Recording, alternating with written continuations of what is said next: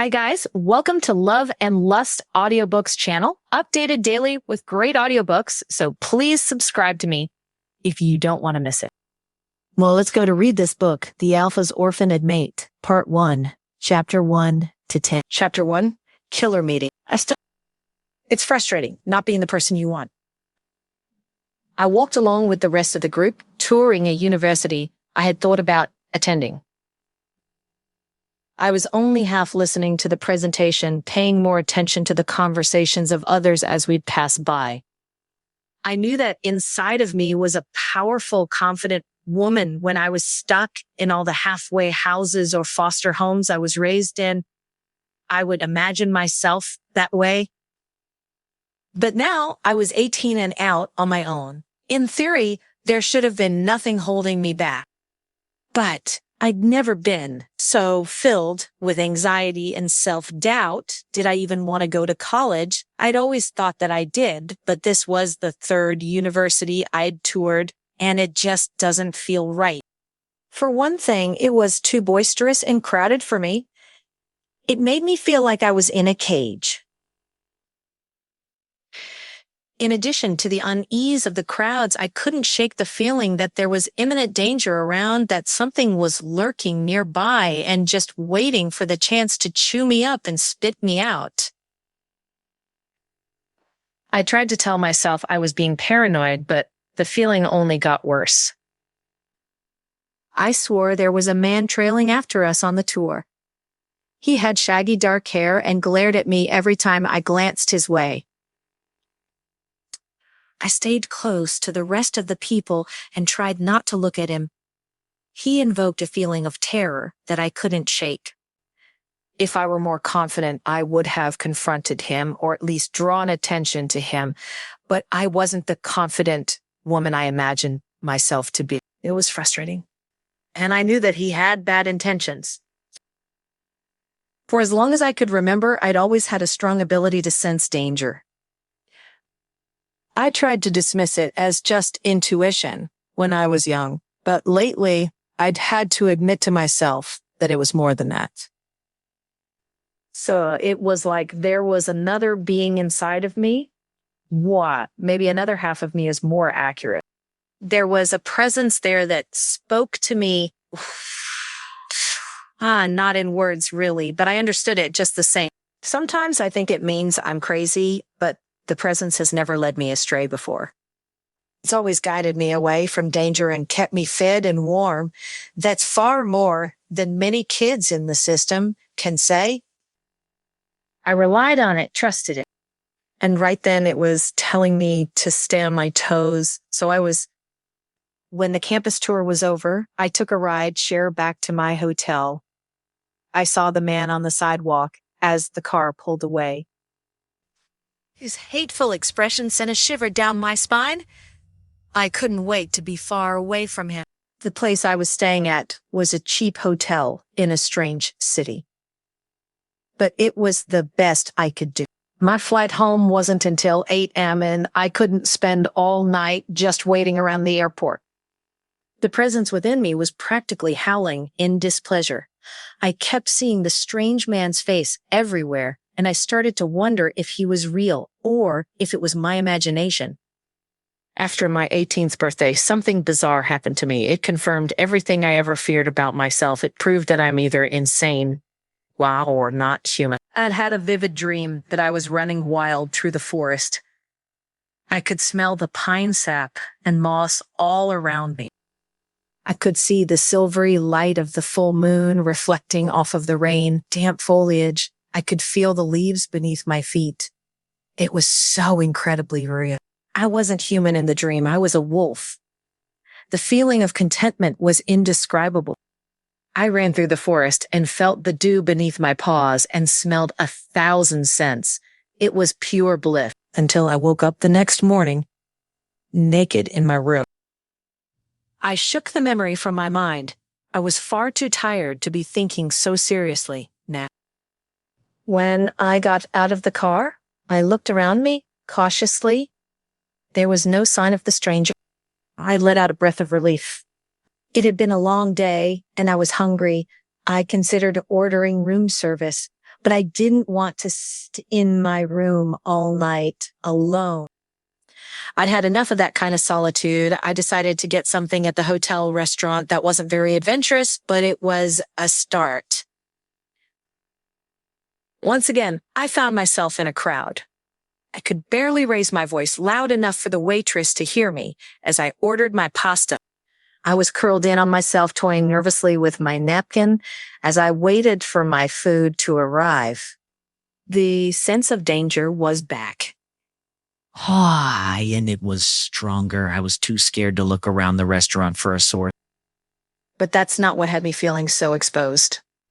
I could smell something strange. At first, I thought it was an expensive cologne, the scent of citrus and cedarwood hitting me in waves, giving me a heady, almost drunk feeling. What's more, the presence inside me, the same one that warned me of danger, was reacting to it in a way I couldn't understand. I felt strange, almost giddy. It was incredibly uncomfortable. And for a moment, I wondered if someone had spiked my drink.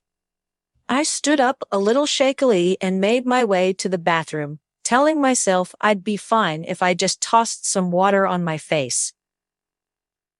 I pushed the bathroom door open and hurried to the sink. Relieved that it seemed pretty clean, I turned the water on and splashed it over my face, letting the cool sensation bring my focus back to me. Suddenly, I was yanked backward. I spun around, a shout sticking in my throat and making me choke.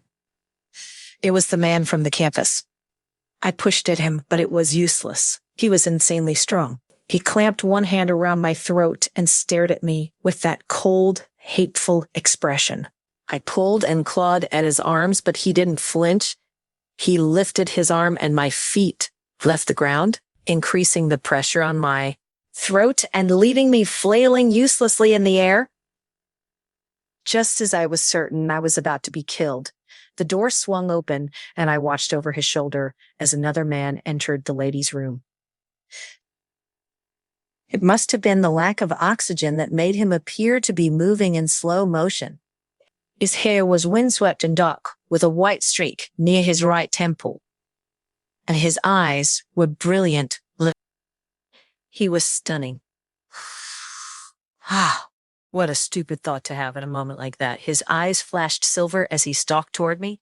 There was unadulterated rage etched into every line of his attractive face. My heart thundered in my chest. He snarled as he grabbed the side of my attacker's head and whirled him around. The man dropped me, and I fell to my knees.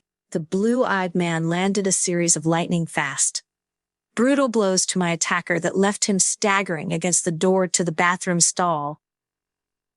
Then he turned to me. There was distaste in his eyes as he looked down at me, crumpled and cowering on the bathroom floor.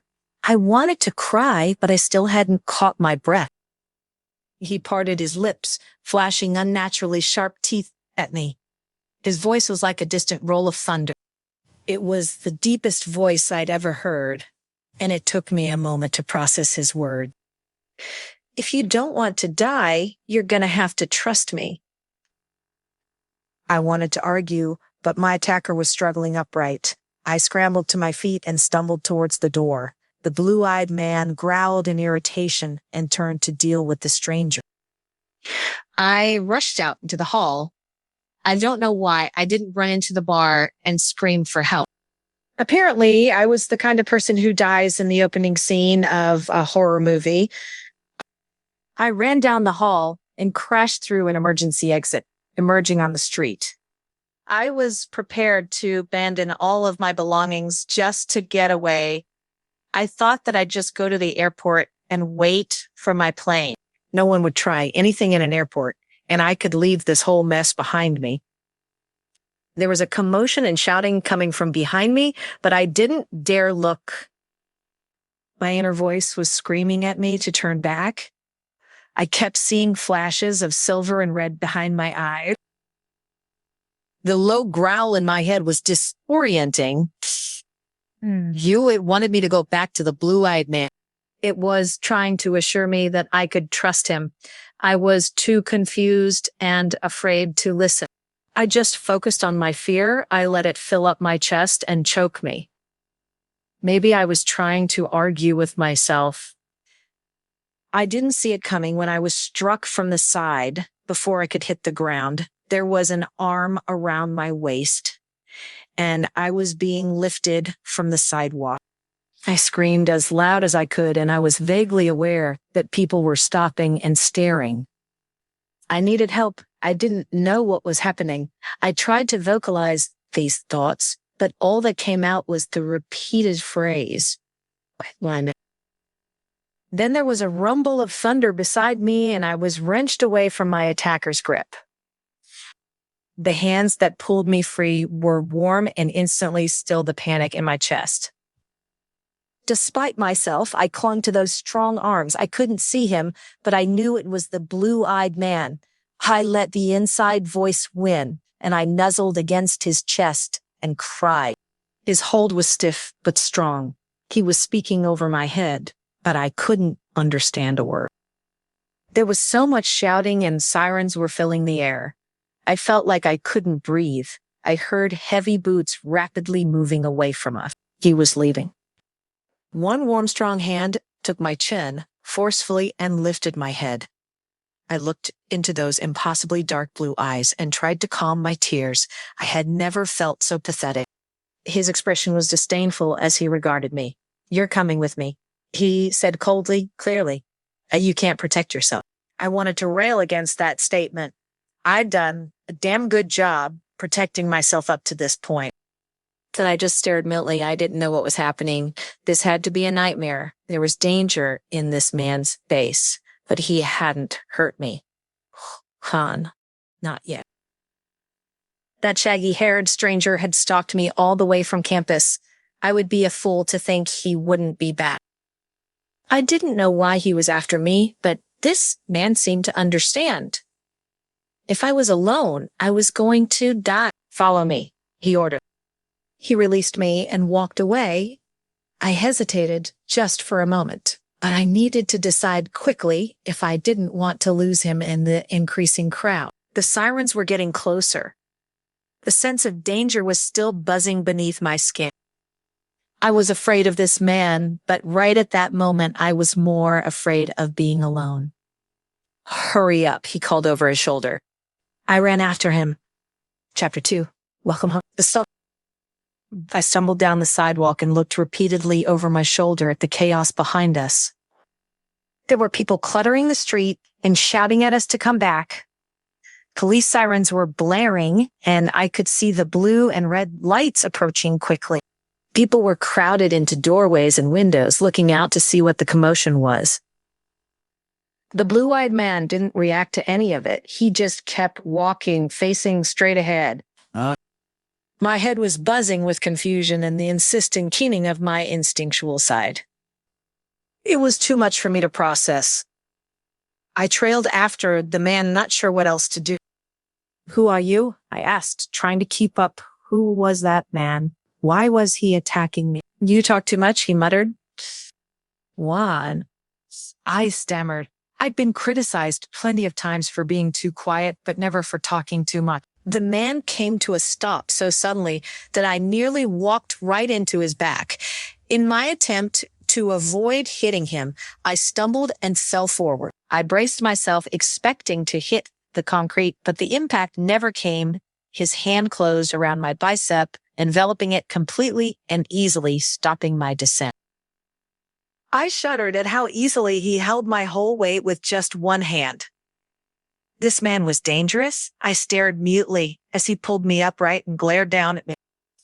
"What are you even doing out here by yourself? Where's the rest of your pack?" he demanded.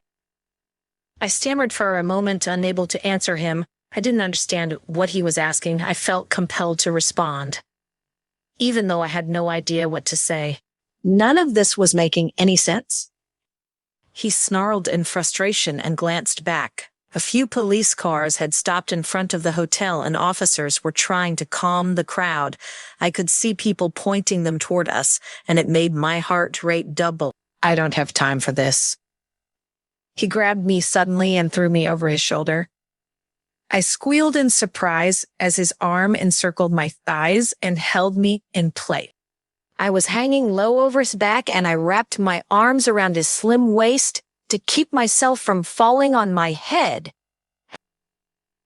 The urge to fight my way from his grip was only tempered by the fear I felt for him. If he wanted to hurt me, he easily could. He hadn't yet. In fact, he'd saved my life. I didn't know what to think of him. Without warning, he started to run. The sidewalk zipped by so fast that it made me dizzy. I closed my eyes. The sound of the crowd and the sirens was fading quickly. I wanted to look at where we were going, but I couldn't bring myself to do it. I could feel the wind whipping by us far faster than it should have been. Just as suddenly, he stopped. He dropped me to my feet, and I stumbled back, but kept my balance. What are you thinking? Yeah, I shouted at him. My heart was thundering in my chest, and I whirled around, looking at the unfamiliar building. I was hopelessly lost. I'd never make it back to the hotel now, or to the airport for that matter. You can't just grab people and run off with them. Are you crazy? Annoying, he stated, rolling his eyes. He walked around me and headed toward the street. I'm annoying. Yeah, I cried in disbelief. How could he be so dismissive of my distress? Yes, he said coolly. He walked to a beat-up blue pickup truck, parked near the curb, and opened the passenger door. Get it?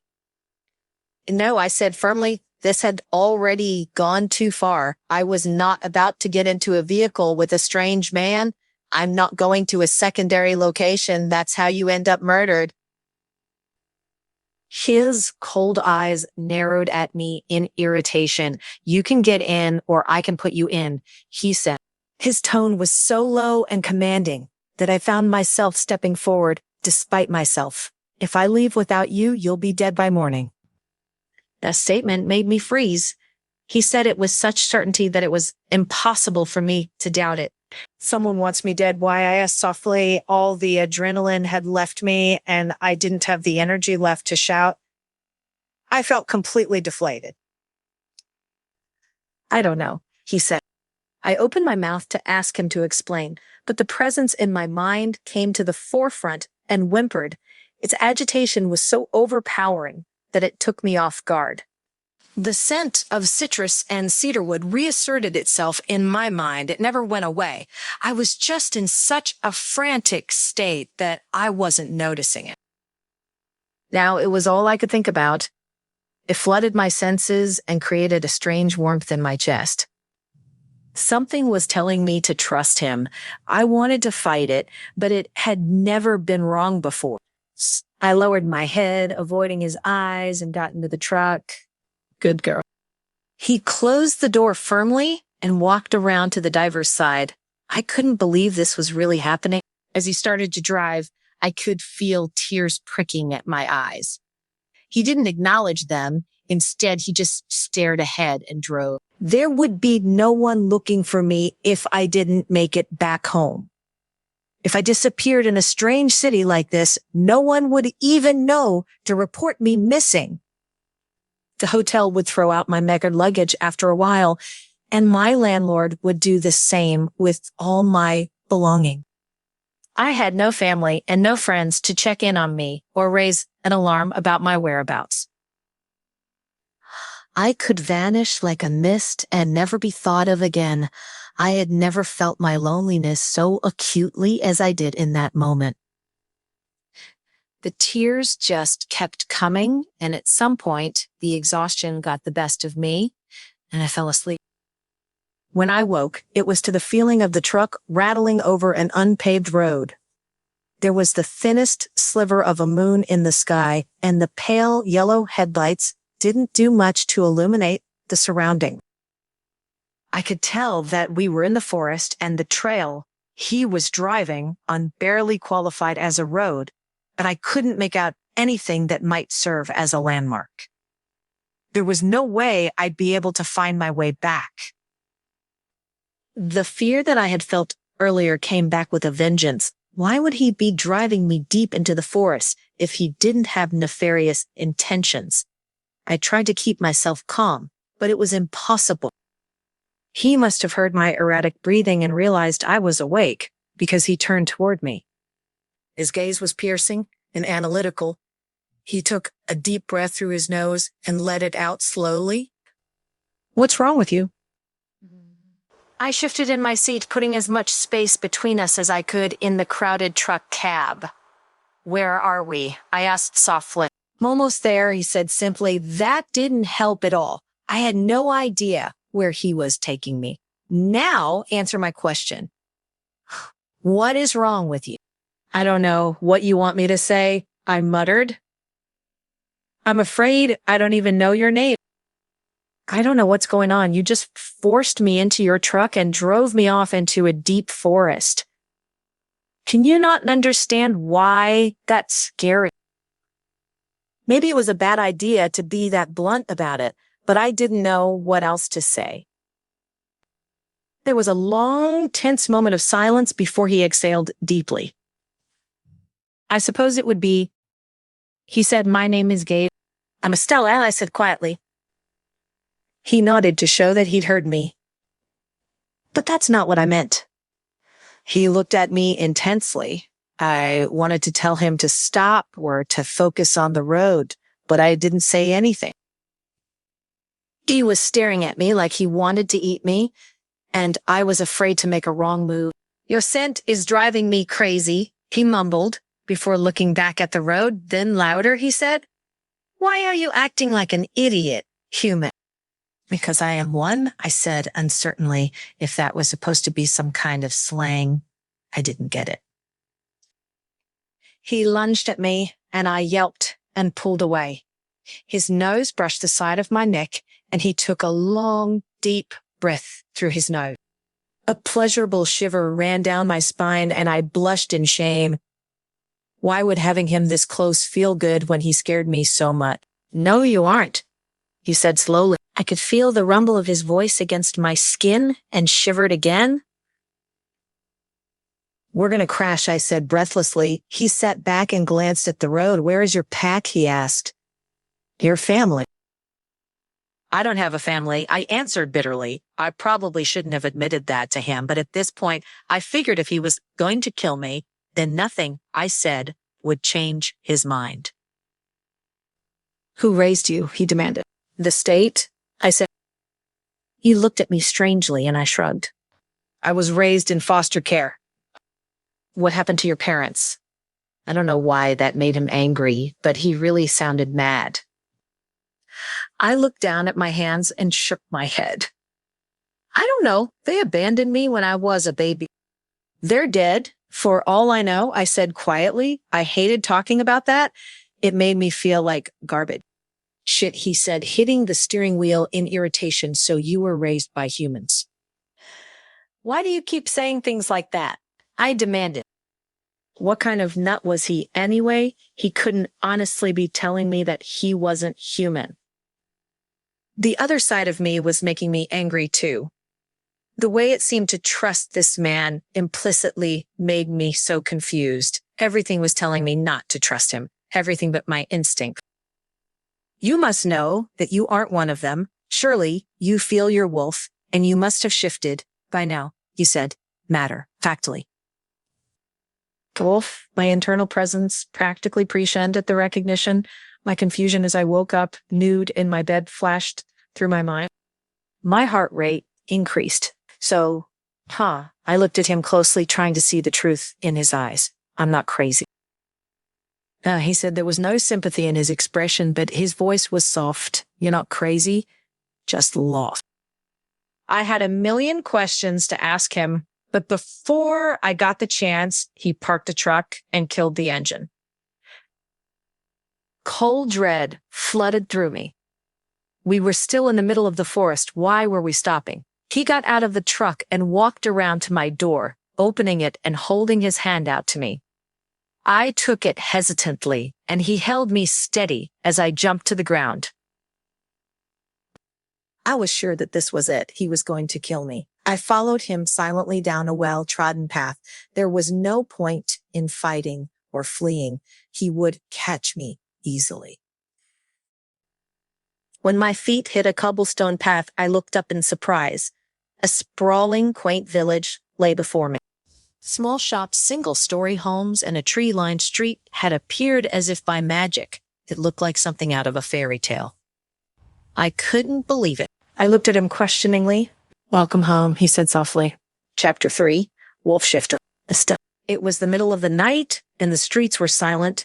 The scent of flower boxes and foliage filled the crisp, clean forest air as we continued down the cobblestone walk. We passed a butcher shop, a bakery, and a coffee shop. It was like something out of a romance movie. It was the kind of place I always dreamed of settling down in. Awestruck, I asked how this cute little village was his home. It didn't seem possible for someone so cold to come from a place that seemed so warm. Then again, I knew better than to judge a book by its cover. Gabe's cover was undeniably alluring, but inside was a different story. "This is where our pack has settled," he said softly. "It's not much, but it's safe. I've worked hard to make sure that we have everything we need. You'll be staying here." "You can't just decide that for me," I said. The thought of staying was actually nice, but I definitely didn't belong here. A cute little village like this being run by an isolated group in the forest was a little too cult-like for me. He didn't get a chance to answer. The sound of footsteps approaching on the stone walkway drew both of our attention.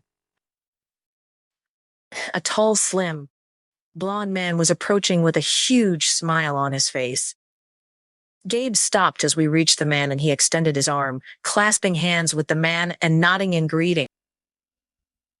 "Welcome back, Alpha," the man said. "I didn't expect you back yet." He looked at me and tilted his head a little in confusion. "And you brought a stray." My mate, Gabe said in a tone of warning. The blonde's gray eyes widened, and he turned back to Gabe. "You found her. That's incredible. News welcome," he said. He inclined his head at me in greeting. I was startled by the joyful reaction and took a half step back. I glanced at Gabe, but his expression was unreadable. "It's about time," he responded simply. "This is ridiculous. I'm not staying," I said firmly. The blonde looked at me in shock, and Gabe rolled his eyes. "Val, this is Estelle." He looked at me, and my confidence wavered again. His gaze was so stony and indecipherable that I couldn't help but shrink away from it. "She was raised by humans and knows nothing about pack life." "That's awful," Val said sympathetically. "You poor thing. How could something like that happen?" "I don't know yet," Gabe said. "There's more, but it can wait until later. Find her a bed for the night." Well, I opened my mouth to protest, but he gave me that hard look again, and I fell silent. I wasn't going to get anywhere with him, and I certainly couldn't navigate my way out of the forest in the dark. Besides, a few hours of sleep sounded nice. Val smiled encouragingly at me. "Follow me," he said. "I'll get you set up at the end." I just nodded and followed him down the road. When I glanced over my shoulder, Gabe was still standing in the dark, watching us go. My other side, my wolf, apparently whined sadly as we went. I could hardly listen to Val as he told me about the village. He seemed excited that I was there, which annoyed me. I hated feeling like it was a foregone conclusion that I'd be staying. I had spent all of my life being moved around without my input or consent. I wanted my freedom. I wanted to choose where I would spend my life. That's all I'd ever wanted. Then Gabe dragged me out here and told me it was home. And I hated that part of me wanted that to be true. "No offense," I said quietly, interrupting his speech, "but it's been a long, weird night, and I just want to go to sleep." "Oh, no problem," Val said with a smile. "We're here anyways." He opened the door to a small 2-story stone building and ushered me inside. I entered, and in the dim light, I could see a squat older woman standing behind a dark wooden desk. She smiled brightly at Val and held her arms out to him. "Hi, Mom. He said. He embraced her, and she patted his cheek as he pulled away. "What are you doing out so late, Valentine?" she asked in a light, airy voice. Gabe returned early. He explained, "We have a special guest who will need a room." He gave her a meaningful look, but didn't say more. She looked at me and smiled brilliantly. "Oh, wonderful. I have a very nice room that I think you will find comfortable." She walked around the desk and motioned for me to follow her down the hall. "I'll be back to get you in the morning," Val said with a wave. The door closed behind him, and I felt so much more calm with only the kindly older woman around.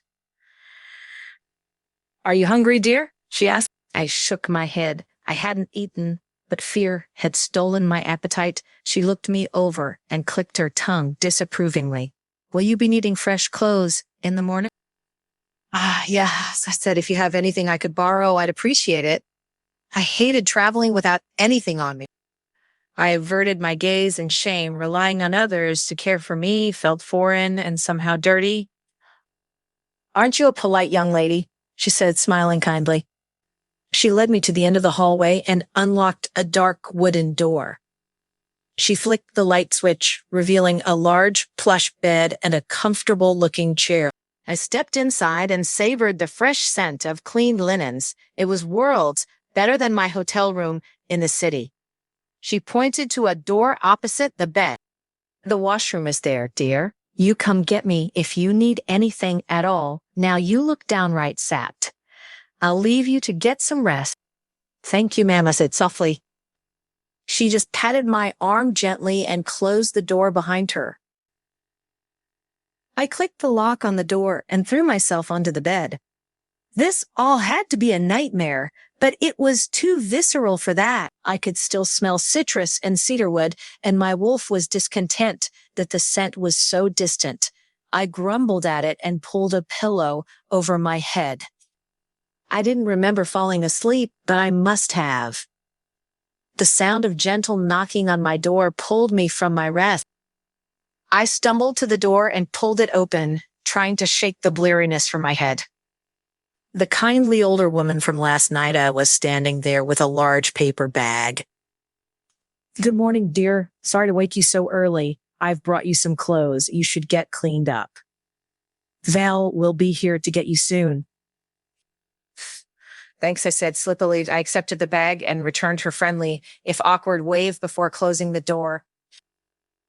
I went into the small bathroom and washed my face. I had no hairbrush, so I ran my fingers through my short strawberry hair until it looked somewhat presentable. In the bag, I found a somewhat old-fashioned green dress. It was collared and reached to my knees. The depth of the color suited my pale skin nicely and made my eyes look even greener than they really were. The style was flattering on my slim frame. I smiled into the mirror thinking that I owed Ida a more sincere thank you. She'd clearly taken care when choosing this for me. I was torn from my thoughts by a knock on the door and rushed out to answer it. Val was standing there with a cup of coffee, which he offered to me. I took it but resisted the urge to drink it right away. I wasn't certain that I could trust him, though I didn't feel any fear toward him. He was friendly and warm, unlike Gabe. "Good morning," he said with a smile. "I thought you might need a little energy boost." "Thank you," I said.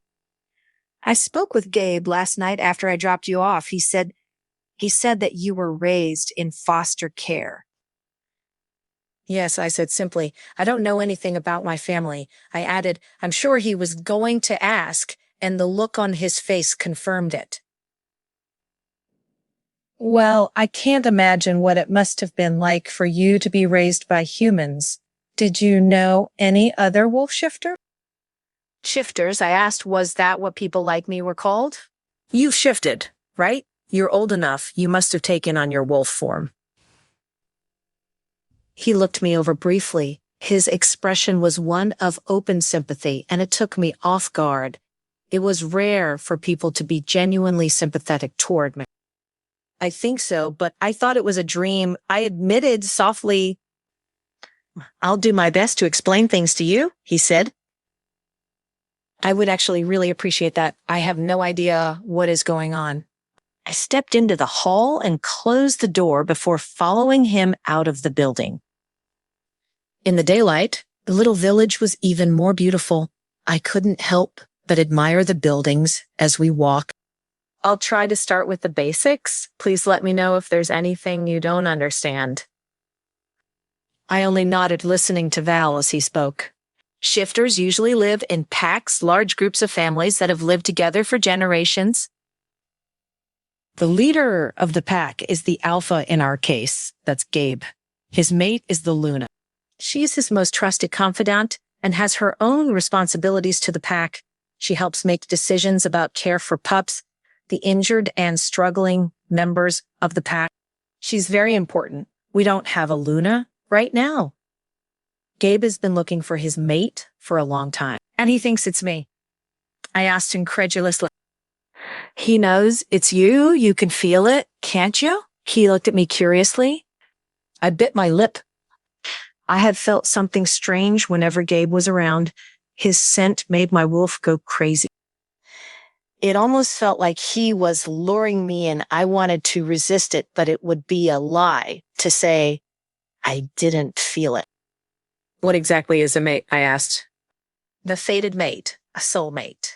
Oh, it's one of the best things about being a wolf shifter, he said with a kind smile. When you meet the one that you're meant to be with, your wolf just knows. It doesn't mean that it works out every single time, but if you're willing to put in a little work, you'll have a relationship that can withstand anything. The tone of his voice and smile on his face made it clear he was head over heels for whoever his mate was. I felt a little jealous. There's no way that rude, cold man could be my soulmate. He's not as bad as he seems. Val said he's been through a lot. I'm sure that you'll see what I mean as you get to know him. I don't think that's going to happen unless I develop Stockholm Syndrome, I said bitterly. He forced me to come here. Right?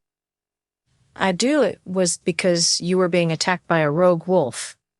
I'm sure he didn't go about it in the gentlest way. I scoffed at his words, but he kept talking. But he did bring you here to keep you safe. I don't feel safe, I said firmly. I feel like I'm being dragged into some fucked up cult. This made him laugh, and I crossed my arms in irritation. I don't find it funny. You'll see, Val said. Once he'd calmed his laughter, you'll learn to love him. Yeah, sure. Chapter 4. Freedom. The idea of being in love with Gabe would have been laughable if it didn't send a cold dread down my spine.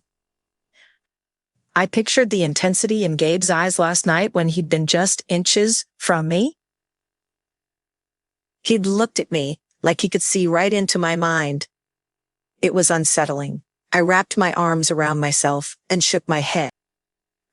Val seemed like a nice guy, but there was no way he was talking about the same man who had brought me here. Where's Gabe, anyway? I asked softly.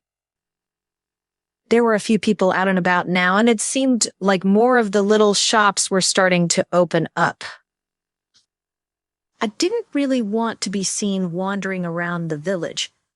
This seemed like the kind of place where a stranger would stick out, and I didn't want to be the center of attention. He's taking care of some business. He asked me to get you up to speed on pack basics while he was busy. Do you have any questions so far? Val motioned for me to turn right when we reached the end of the block. We left the main street and entered a residential block.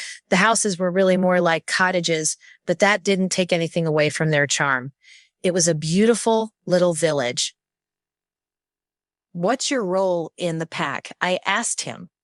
I get the feeling you're not just Gabe's personal assistant.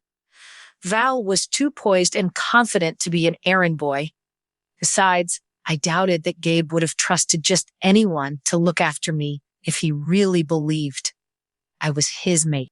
I'm the beta. I'm his right-hand man, Val said simply. So there's the alpha, the Luna, and the beta. They basically run things. It seems simple enough. I had a lot of questions about how one became an alpha or beta, but it didn't seem worth digging into that right now. I was steadily marching toward the man who had kidnapped me, and I was going voluntarily. What was wrong with me? Yes, there's some variation from pack to pack, but those are the basics. Gabe has the final say in all things, but he usually consults with me and the pack elders before making any big decisions. Val explained. That surprises me, I said softly. It was hard to picture Gabe asking for advice. He seemed like such a confident, self-assured person. It's to show his respect for the pack leaders that came before him, Val said. Besides, he's so young. He's not vain enough to think he can manage without the experience of the elders. That was a surprisingly mature attitude, and I couldn't help but be impressed by it. How old is he? I asked. Gabe seemed young, but that streak of white in his hair made it hard to tell. 21, Val said. I was surprised that he was only a few years older than me. Being the leader of an entire village seemed like an insane amount of responsibility for someone so young. Maybe that was why his hair was turning gray. He's been the alpha since his father died when he was 4. He should. Val, a woman's voice, yelled from behind us. We both stopped and turned. The woman who had shouted was walking quickly toward us. She was tall with curves to die for and the face of an 80-second supermodel, square jaw, high cheekbones, and a straight, thin nose. She was stunningly beautiful with sleek black hair that hung pinned straight to her hips and the darkest, most alluring eyes I'd ever seen. Isolde, Val called in greeting. How are you? I felt like a pale twig in comparison, and when the woman came to a stop in front of us, I couldn't help but wrap my arms around myself in an attempt to hide. I'm well, she said sweetly. I was just wondering if you knew where Gabe was. I heard he returned early, and I wanted to talk to him about the Radcliffe pup. Why don't you walk with us then? Val offered. We're on our way to see him. At his words, she looked around as if she wasn't sure what he was talking about. Oh, she said, lowering her eyes and gazing down on me. I'm sorry, I didn't even see you there. She was taller than me, but only by an inch. Why was she pretending that she hadn't seen me? I bristled at the strange insult, but didn't say a word. Something about her felt threatening, and my wolf was on high alert as she stared at me with a stiff, saturating smile plastered on her face. This is Estelle, Val said, not seeming to notice the tension. Visiting, she asked. She looked at Val as if I wasn't worth speaking directly to. She's not staying long, I said, cutting Val off. She glanced back at me, and her lip twisted, revealing just a flash of a satisfied smirk. What a shame that we won't get to know each other. Val glanced between us, the smile sliding from his face as he finally caught on to the subtle conflict. I'm not sure if he'll be able to talk today, but there's no harm in trying. He told Isolde Gabe is going to be very busy for the next few days. The three of us started walking again, with Isolde inserting herself between Val and me. I rolled my eyes and stepped closer to the street so she wouldn't hit me with her shoulder as she walked. He's always so busy, she sighed mournfully. He really needs a vacation. He'd never take one willingly, Val said with an amused chuckle. He wouldn't know what to do with himself. The rest of the short walk was filled with chatter between the two while I watched my tattered tennis shoes tap on the stones beneath our feet. I didn't want to see Gabe again, not really, but I would welcome any rescue from this uncomfortable situation. My wolf was huffing unhappily as we went. I was roused from my thoughts by a deep, thundering voice calling my name. I looked up to find Gabe standing on the walkway of a large Tudor-style home at the end of the street. His brow was creased and he looked irritated. He took a few long strides and stood in front of me. What took so long? He demanded. He was talking to Val, I thought, but his eyes were glued to me. I straightened up, refusing to wilt under the intensity of his stare like I had last night. We're early, Val said simply. Gabe shot him a look, but he didn't take his eyes from me for long. It made goosebumps raise along my arm. My wolf was rejoicing at the closeness of his sweet scent, and it was everything I could do to keep its joy from bleeding into my own expression. I tried to return his hard stare, but I had the feeling it just looked like I was pouting. Gabe Isold said, happily, I'm glad to see you've returned. I was hoping that you could spare a few minutes for me. Her tone was supplicating, and she tilted her head just enough to allow her to gaze up at him through her lashes. I grimaced in distaste at the obvious flirtation. I'd seen more subtle body language on a theater stage. I looked back at Gabe and found that his eyes were still on me. That surprised me because objectively Isolde was prettier than me. Surely he'd rather fix that intense look at someone that would welcome it. I'm busy today, Gabe said simply. It's about the Radcliffe pups, she offered hopefully. This drew his attention to her again, and he frowned slightly. Fine, she smiled victoriously and stepped toward him. Later, he added, I have other business. Wait in the library. I'll find you when I have time. His tone made it clear that there was no room for negotiation. Isolde shot me a questioning look, then forced another smile at Gabe. Thank you. I'll be waiting for you. She turned her smile to Val and waved playfully before moving down the walk toward the house. Val, make sure she doesn't get into anything, Gabe said, clearly annoyed by the situation. Okay, but I'm not a babysitter, Val said simply. Gabe gave him a look that was almost apologetic, then shrugged. Val returned the shrug, then followed Isolde toward the house. When can I leave? I asked the moment we were alone. You still want to go? He looked me over slowly, and it made me feel incredibly self-conscious. I don't want to be forced to stay. I said it felt like a wishy-washy answer, even to me.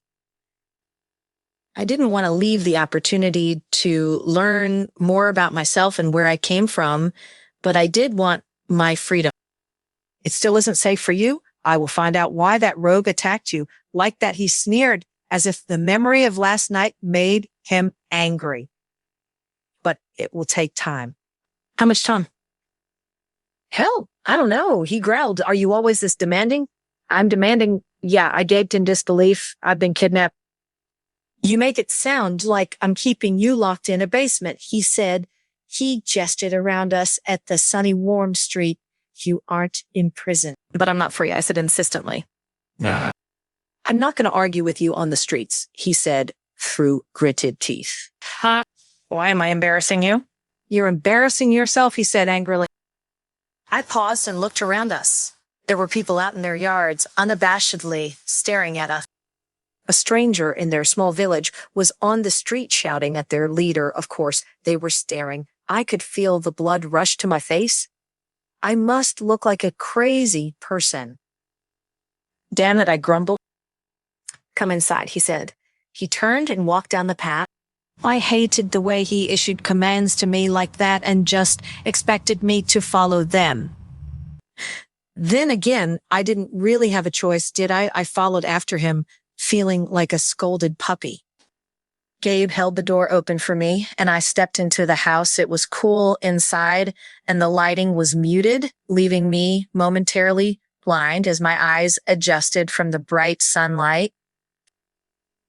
I heard the door click shut behind us as Gabe followed me in. It made me anxious, being in an enclosed space with him.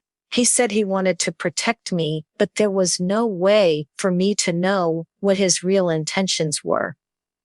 There had to be more to it for him to take me all the way out here. Why are you so insistent on keeping me here? I asked, turning to face him. Gabe looked at me for a long, silent moment before taking a step forward. Instinctively, I stepped back, but he didn't stop.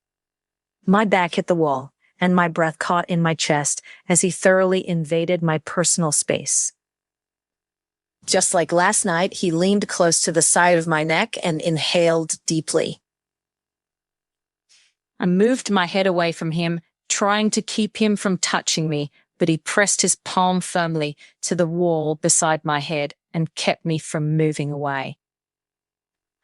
"You smell like rum and chocolates," he said softly. I shuddered all the way to my toes as his impossibly deep voice reverberated against my skin. "Don't touch me," I said as insistently as I could. "Look me in the eye and say that," he said challengingly. I met his deep blue eyes, but I couldn't speak a word. He smirked, and I knew that I was in trouble. Chapter 5, The Rightful Lunatic. Gabe was smirking triumphantly at me, and I couldn't think of a way to react.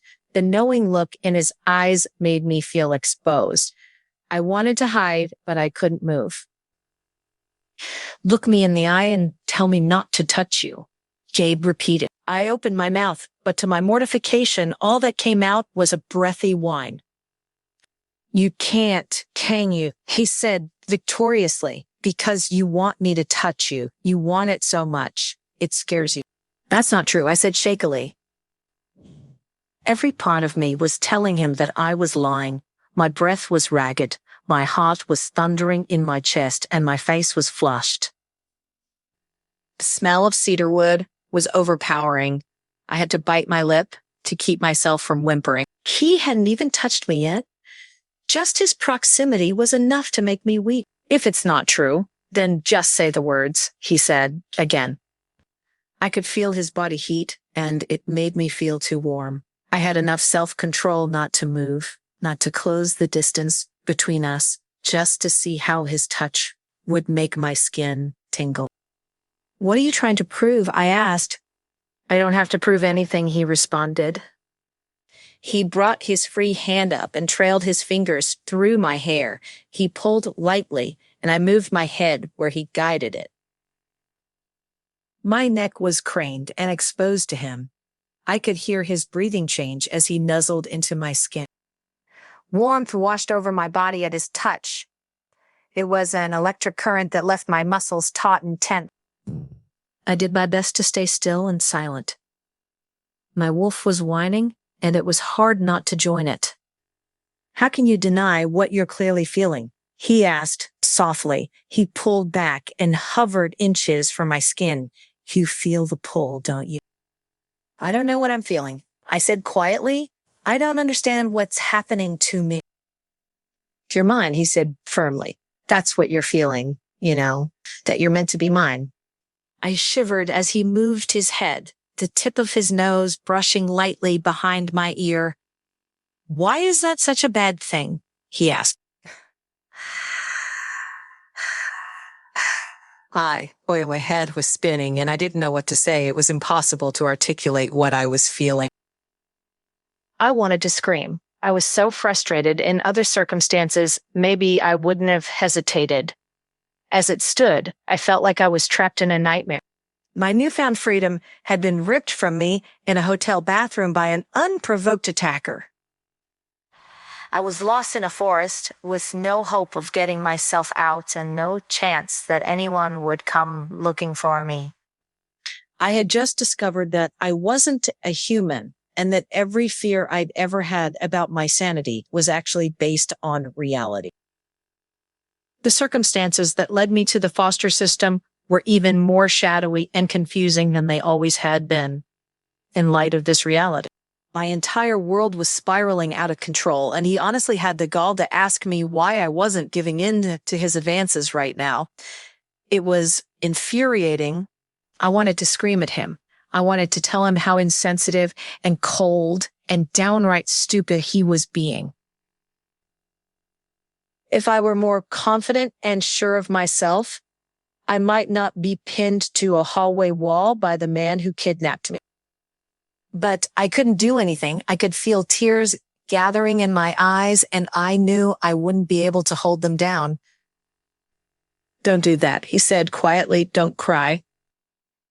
"I can't help it," I muttered. "I'm scared." In the simplest terms, that was exactly what I was feeling. I was scared. Everything I thought was real wasn't stand. I didn't know how to process it. He pulled back. Not completely, but enough to let me catch my breath. His eyes were intense as he looked down at me. I must have looked awful. My face was so heated that it nearly hurt, and I was failing miserably to hold the tears back.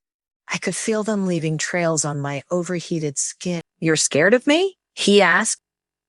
His tone was carefully neutral. I couldn't tell if he was angry or hurt, or even if he cared at all. I nodded mutely. How could I not be afraid of him? The way he was making me feel so was foreign, and I had no control over it. I hated it. I hated feeling like I couldn't say no to him. I hated the readiness of my animal side to give in to him. I hated that I didn't know who or what I was. If I'd grown up in a pack like this, would I be feeling this way now, or would I be happy to have his attention? "I feel like I'm losing my mind," I said softly. "Damn the humans who raised you, and damn whoever is responsible for leaving you in their care," he said sharply. His gaze was fierce, but it wasn't aimed at me. He was staring at the wall behind my head as if he were seeing through it. Whatever he imagined he was looking at, I couldn't know.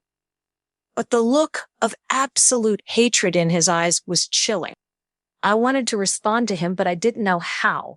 I wrapped my arms around my stomach, shielding myself from him the best I could. I felt exposed and raw. I was ashamed that my vulnerabilities were on display to a man I'd known for less than a day. I wished more than anything that I could fall through the floor and vanish. "I promise you," he said, cupping the side of my face in his large hand, "that I will find out who caused this, and I will make them pay." My lip quivered when I tried to speak, but I pushed on. "There's no point," I said. "It doesn't matter what caused it. This is just how it is."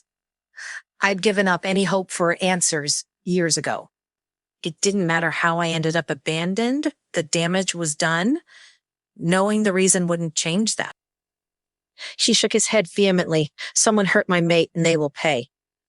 He said it with such conviction that it startled me. He didn't even know me. Why was he so angry on my behalf? Gabe Isolde's voice shattered the intimate moment into a trillion pieces. Gabe stepped away from me and turned an irritated glare down the hallway. I wiped frantically at my face, trying in vain to erase the evidence of my tears.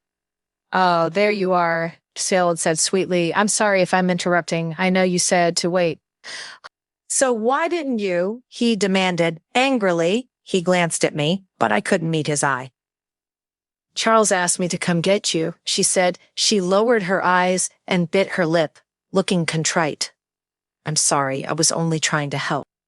Gabe exhaled sharply through his nose and tore his eyes away from me. He looked like there was more he wanted to say, but couldn't, with Isolde standing there. "Wait for me." He said. "Yes, Alpha," I said, answered. "I wasn't talking to you," Gabe bit out. Isolde looked shocked at his tone. "Don't go anywhere," he said to me. I nodded mutely. Where could I go? Gabe didn't look at Isolde as he stormed down the hallway.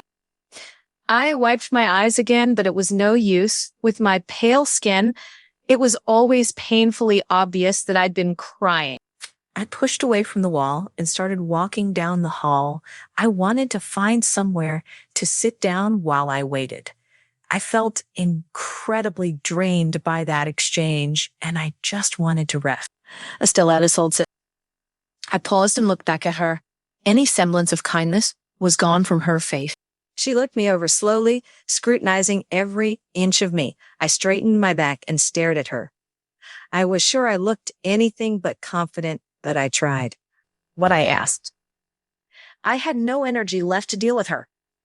It was clear from the brief interactions I'd already had with her that she didn't like me.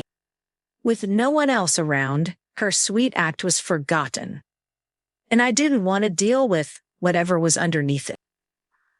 What could Gabe possibly see in a pipsqueak like you? She asked. I heard what he said. She continued, raised by humans. No wonder you're so pathetic. Who the hell do you think you are? I said in disbelief. You don't know the first thing about me. I don't need to. It's obvious you don't belong here, she said. I didn't ask to be here, I shouted. I just want to go home, tell Gabe to let me go, and I gladly will. I threw my hands in the air in frustration. How delusional was this woman? She was acting as if she'd just caught me flirting with her boyfriend or something. Don't you dare talk about him, she growled. You aren't fit to speak his name. She stepped closer to me. Her shoulders were tense and her fists were clenched at her sides. She wanted to hit me. You better back off, I said carefully. I was small, but I'd won more than my share of brawls. Although I wasn't confident I could take her. She looked strong, but I wouldn't go down without a hell of a fight. A cold rush of adrenaline filled my veins, and I clenched my own fists in preparation to defend myself. I am the rightful Luna, she said angrily. I've been by Gabe's side all my life. I know him better than any other woman can hope to. She was shaking with barely contained rage. I've already taken on the responsibilities of the Luna. No stranger could possibly be a better choice than me, especially some pathetic human girl who doesn't even know what she is. I'm only going to tell you this once. Stay out of my way. She slammed her shoulder into me, staggering me backward as she stormed off. I took several deep breaths through my nose in an attempt to calm myself. I wanted to punch her square in her pretty, perfect nose. I gritted my teeth and shook my head in an attempt to shake off the thought. She thought I was a threat to her, and that was how she handled it. She must have really been spoiled. Only a spoiled brat used to having their demands met would lay out their insecurities like that to someone they saw as an enemy. If I wanted to play her game, it would be easy. But I didn't want to play. I just wanted to go home, and I couldn't help but look toward the tree line where I had entered less than 24 hours before and saw. Chapter 6, A No Good Luna. Estelle. Gabe left me waiting around his house all day. I guess Val was serious when he said that the alpha was busy. Eventually, Val had found me flipping through books in the library and offered to take me back to the inn for the night. Tell me about the role of the Luna, I said as we walked along. I wanted to understand why Isolde was convinced that I was trying to steal that position from her. It's quite important, he said. She doesn't lead the way the alpha does, but there are many decisions that are entirely her domain. That does sound important, I said quietly. He nodded and continued. Part of the Luna's job is to help care for the pack's children. This means that if the worst happened and a child is orphaned, it falls to the Luna to find that child a stable home. Now, this is a rare occurrence, but it has become an issue. After we were attacked nearly 20 years ago, many families were fractured. I looked over at him and saw the sadness in his eyes. What happened? I asked. He took a deep breath and paused.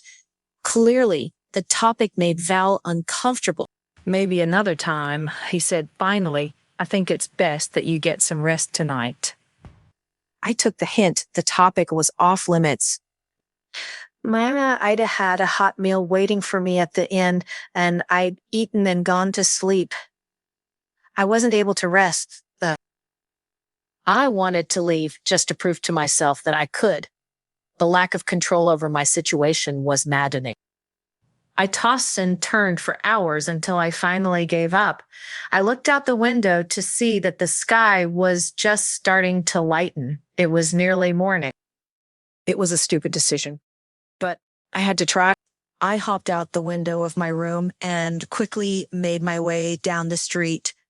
I found Gabe's truck, but the key wasn't in the ignition, and I didn't know the first thing about trying to hotwire it. I had to make my attempt on foot. The sky was lightening rapidly, and I didn't want to risk being discovered right away. I quickly moved down the path the truck had driven in on. As I made my way through the forest, my heart was beating thunderously. I tried to calm myself and focus on following the barely visible tire tracks on the overgrown path. I didn't know how deep in the forest I was, but I hoped that if I stayed on the trail, I would be able to backtrack to a main road and hopefully get some help from there. It wasn't long before I started to panic. My wolf was on high alert, and I found myself moving faster than I should in the poor light. The problem wasn't that I'd gotten lost, but that I wasn't alone in the forest. Someone had started following me shortly after I'd left the village.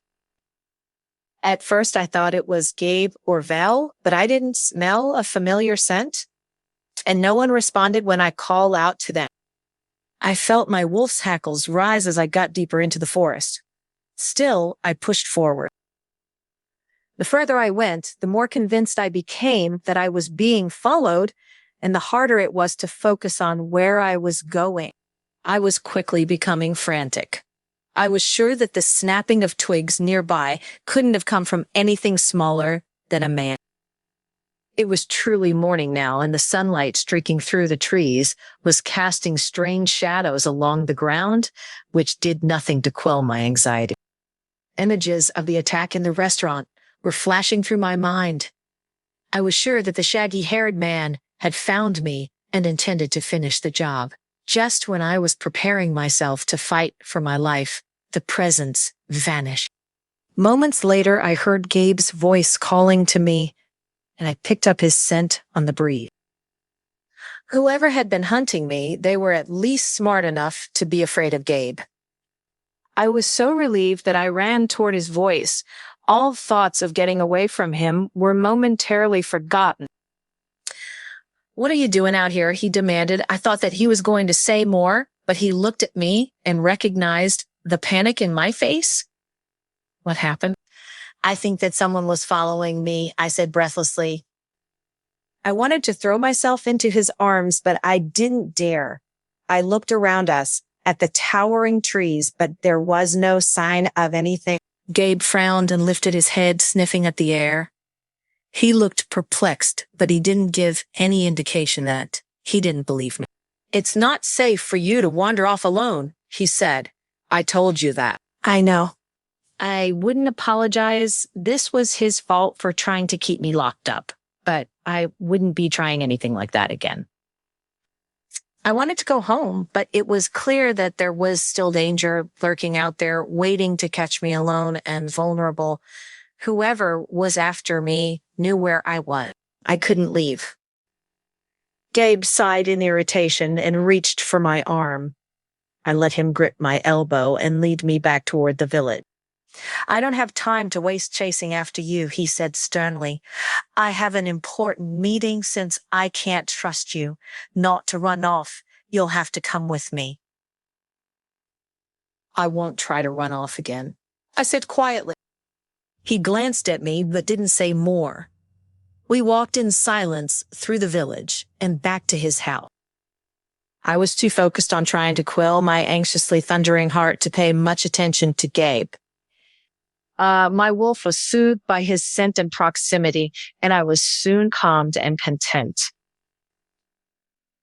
We walked into a large room that I could only describe as a parlor. There was a large table and several chairs in the center of the room. Gabe sat at the head of the table and motioned for me to be seated at his right side. I gladly did, so I just wanted to take a moment to gather my wits. Almost as soon as we were seated, the door opened and a man walked in. He was an older man with salt and pepper hair and bright brown eyes. He looked to be the same height as Gabe, but it was hard to tell at the moment. "Let's not waste time. Charles, what is it you needed to speak to me about?" Gabe said, foregoing a greeting. Val had told me about Charles. He was a pack elder and someone Gabe relied on to make difficult decisions. I knew from Val that Charles had helped raise Gabe after his father's death. Gabe took his words very seriously, which is probably why he was frowning so deeply as the older man approached him. Now, the look on Charles's face said that the topic of his visit was anything but pleasant. "I'll be blunt then," he said. "Word of Estelle's presence in the village has gotten around already. It goes without saying that the lack of transparency on your part has allowed rumors to spread. I stared at the man as he spoke to Gabe. Something about him seemed off, but I couldn't say what. Rumors are circulating like wildfire about who she is and why she's here. The two of you have been seen arguing on the streets, so it's obvious there's a close connection between you. It's generally accepted that she is likely your mate. The pack would celebrate heartily if it were that simple. You know, that we wish for your happiness and that finding a Luna would bring peace of mind to many. So what is the problem? Gabe asked. He was leaning forward in his chair with his chin propped up on his closed fist. His jaw was tense, and it seemed to me that he was doing his best to hold back his irritation. I sat beside him with my hands folded awkwardly in my lap. I felt like a fool just sitting there while they talked about me. Gabe looked at me, but his expression was hard to read. I just looked back, trying to convey my unease without vocalizing it. I hoped that he would let me leave and spare me the rest of this awkward exchange, but I had no such luck. I'm afraid a more insidious rumor has circulated as well. Charles explained he was being careful to keep his tone measured. Is it true that Estelle was raised by humans? What of it? Gabe demanded instantly. He straightened up in his chair and stared steadily at Charles. That's unfortunate, Charles shook his head. We need a Luna that can bring stability and peace to the pack. How can we expect that peace to come from a human raised? Watch yourself, Gabe growled. You will speak of my mate with the respect she is due. I was taken aback by Gabe's tone, considering the way he'd shouted at me when he was even slightly annoyed. It was funny to see him suddenly concerned about showing me respect. I frowned at him. Charles let out a low, exasperated sigh and looked at Gabe with disappointment clear on his face. I'm not insulting your mate. I only want to be certain you understand the gravity of the situation. She is my mate, and I will be the one to decide if she joins the pack, regardless of your contrary opinion on the matter. Gabe stood. The two were face to face, staring steadily at one another. The tension in Gabe's broad shoulders was obvious, as was the anger burning in his blue eye. I couldn't tell if it was because his decisions were being questioned or because he thought I had been insulted. Charles glanced at me for the first time and I froze in place. Something about his eyes made my blood run cold. My wolf, who had been dozing happily, jumped to attention. He looked back at Gabe and smiled apologetically. Of course, the decision is yours, Alpha. I'm only trying to apprise you of the situation. You've worked so hard to restore our pack. I would hate for something like this to cause a rift. That statement seemed to hit home for Gabe. He sighed and brought his hand to his face, rubbing at his eyes as if he were trying to force away a headache. Stability is our top concern, he said softly. I am painfully aware of that. The people have a right to be concerned. How can an outsider, especially one unfamiliar with pack life, be trusted at our Alpha's side? I could see Gabe's doubt in the barely perceptible sagging of his shoulders. I was startled to see the fight leave him so quickly. I knew that Charles was someone that Gabe trusted, but I had no idea his influence was so strong. All I could do was watch and wait to see how Gabe would react. The women are especially worried. They're afraid that a Luna like that wouldn't make the best decisions for the pups. That comment was like a dagger to my heart. I swore that Charles smirked as he said it. I stood suddenly and walked quickly toward the door. I was either going to cry or scream. I wasn't sure which. I just wanted to get out of that room before I made a spectacle of myself. Gabe made no movement to stop me. He wasn't interested in trying to comfort me. I reached the door, but paused when I heard the next words that Charles spoke. For the good of the pack, you must reject her. Chapter 7. Restraint Estelle. I stood frozen in the doorway, trying to process what I had just heard. In just one day, the pack had learned about my arrival and decided that they didn't want me. The man who had helped raise Gabe was telling him to send me away and that I wasn't good enough. All of this, even though we were supposed to be mates, I was used to rejection. But this was beyond the pale. Charles was looking at Gabe sympathetically, but his expression seemed insincere to me. Gabe hadn't moved since Charles spoke. His eyes were expressionlessly fixed on Charles as if he couldn't react, or maybe he was waiting for something more to happen. My wolf was in distress. I could picture her pacing anxiously, and a soft, almost pitiful whine was echoing in my mind. That side of me couldn't stand the threat of losing its mate. It was amplifying the shock and hurt that I was feeling, which made it nearly impossible for me to keep a handle on my emotions. My eyes were watering already. I know that it's unfair to ask this of you, Charles said, but she simply cannot be our Luna. I expected Gabe to shout or at least to sternly tell him off when he simply lowered his eyes. I felt my heart drop into my stomach. After what had happened between us yesterday, I couldn't believe he would hesitate now. He said that I was meant to be with him. I had that conviction gone. It was clear that he didn't care about me. He brought me here because the mate pull compelled him to, but he didn't really want me. If he did, he'd say so, wouldn't he? So that's it then, I said. I don't belong here. No one wants me here. So let me go home. It was the only possible solution. It would be a relief to both of us. Eventually, it was obvious that we were incompatible. Anyway, Gabe's head snapped up and he glared at me. No. Why the hell not? Yeah, I demanded a few minutes before. I felt like crying, and suddenly I was just angry.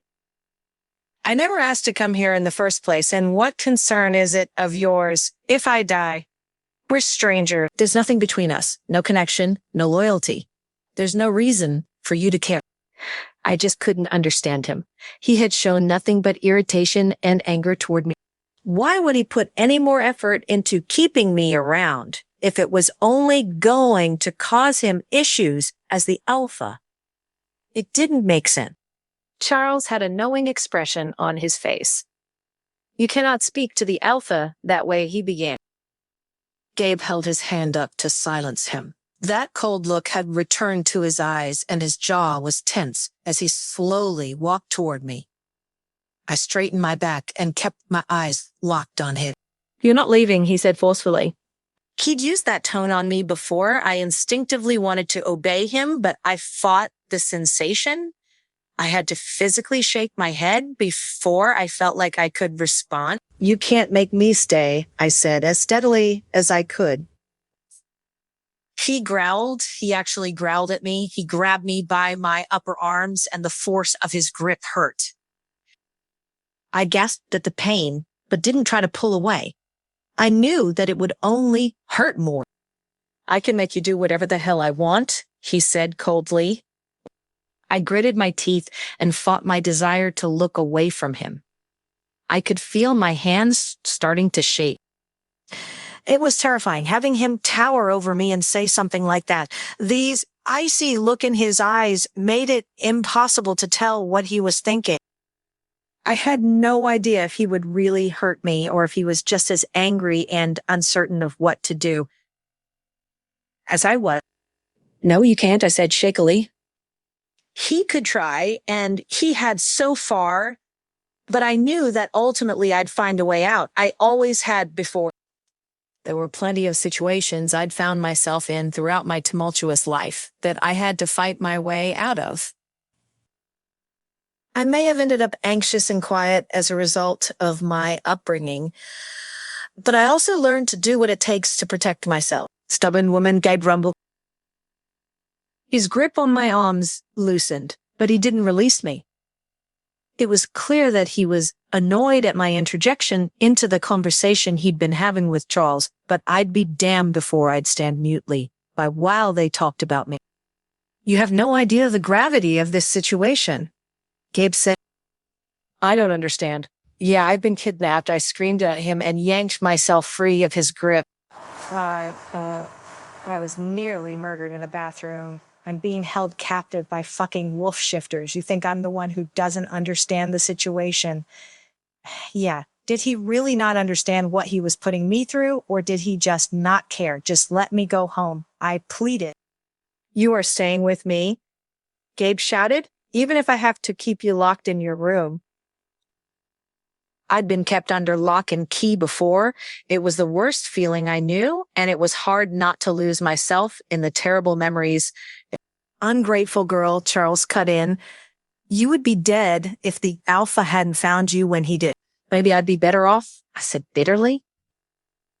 That seemed to catch Gabe off guard. He stared at me in open disbelief. I could feel the tears in my eyes, but I kept looking at him. If he couldn't understand the pain and fear he was subjecting me to, he would at least see the effects of it on my face. It would be better than having my freedom ripped away and being told it was for my own good. I swallowed and tried to get my tears under control. People who say things that are always lying. I fixed Charles with a withering look, then turned and rushed out.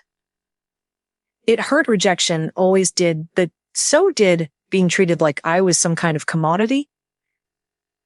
Yeah, Babe thought he wanted me around because of the mate pull, but he didn't even know me. He didn't seem interested in getting to know me either. I was not going to be some trophy he kept locked in a display case.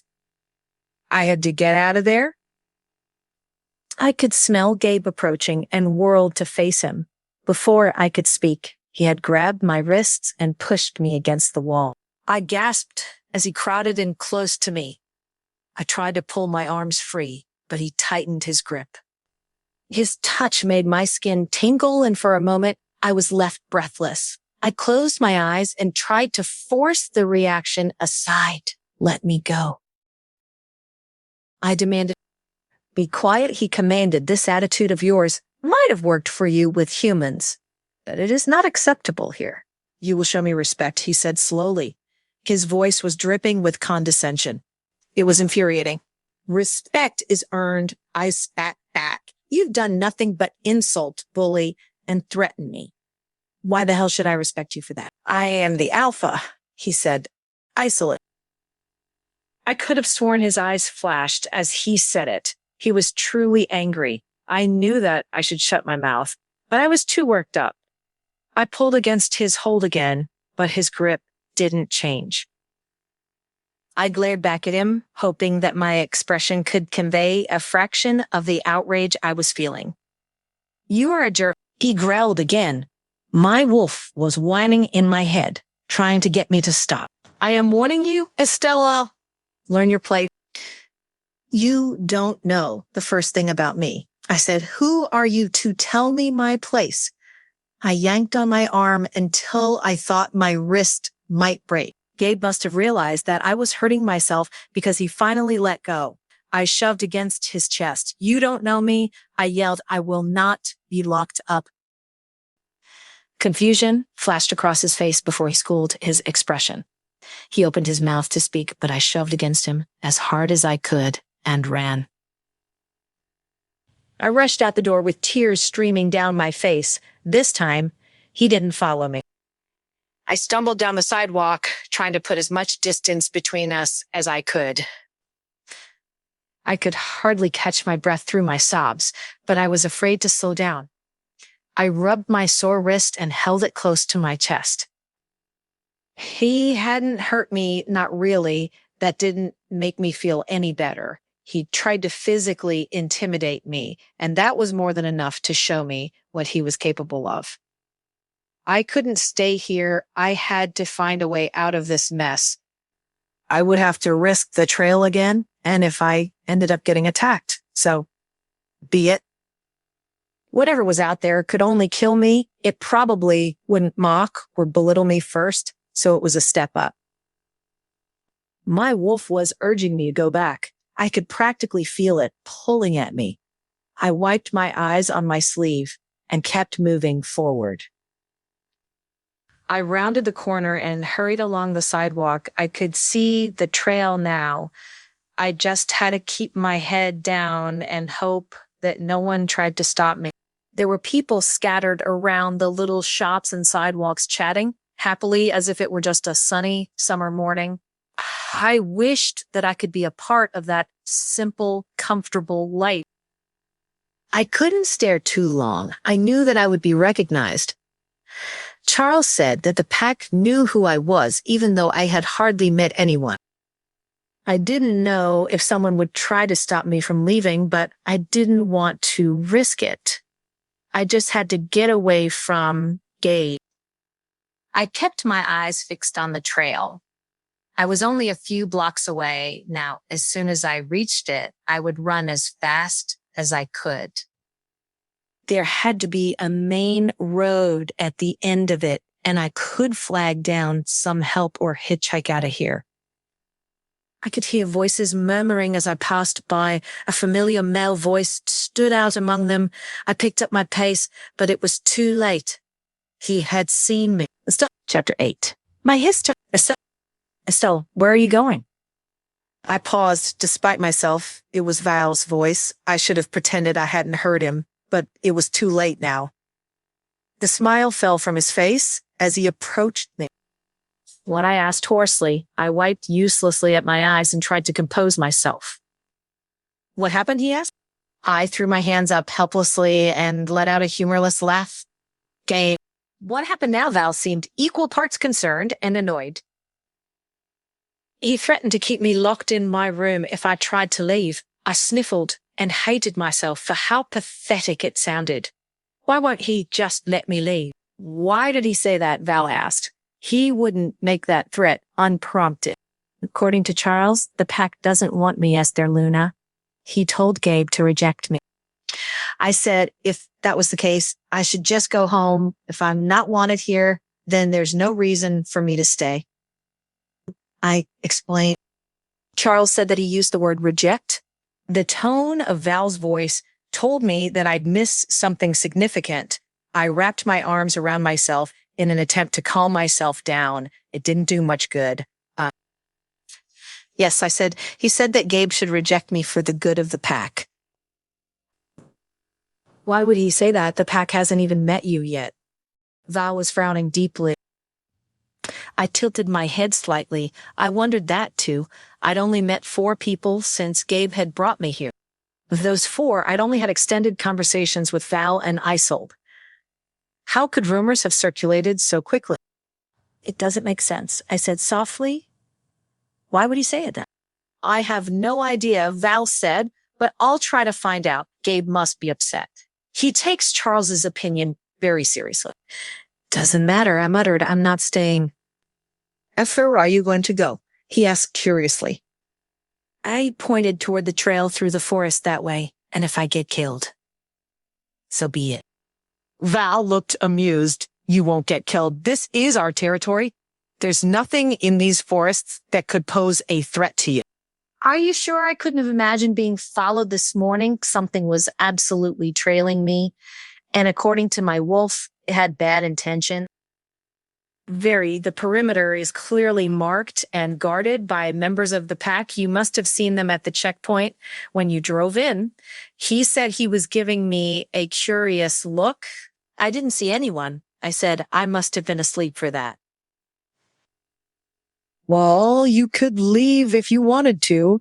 The guards would try to convince you not to, but they wouldn't dare put a hand on you. But why are you in such a rush to leave? He asked. His tone was so calm and conversational that it calmed the sense of immediacy that had led me this far. I shrugged a little. I don't like being told what I can and can't do. It was the easiest way to say it without getting into anything serious. I didn't have the energy to try to explain myself right now. If you stay, there's a lot you can learn here. Isn't it worth spending a few more days just for that? You're young. You've just started to shift. You must have a million questions. He was right. I hadn't even considered that I'd be giving up the opportunity to learn more about myself if I left now. If I didn't learn more about what I was, then I'd probably end up in some very difficult situations in the not too distant future. I remembered my fear when I woke up in the nude after shifting for the first time. I didn't want to go through something like that again. If you talk to Gabe, I'm sure you two can reach an agreement. I know he can be abrasive, but he really isn't as bad as he seems. He smiled reassuringly at me, but I didn't trust it. Of course, you'd say that.